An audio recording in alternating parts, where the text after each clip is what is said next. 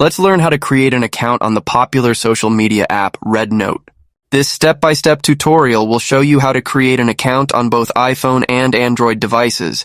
So if you're an Android user, you can follow my steps also. The first thing that we're going to do is to open the RedNote app once we install it. And if you don't know how to download and install this app, I have a separate tutorial in the description of this video. So I've opened the RedNote app on my phone, and then you can select a couple of things which interest you. The more topics you select on this page, the better the algorithm will know what videos to show you. But you can also skip this step by tapping here. We're now logged in as a guest, but in order to create our account, tap on this Me option at the bottom right corner, and then select this Login option. This is going to prompt us to enter our phone number in order to create an account on RedNote. So I'll enter my phone number and tap on Login. The app will send us a verification code which we need to enter in order to verify our phone number, so wait a couple of seconds until you receive the code.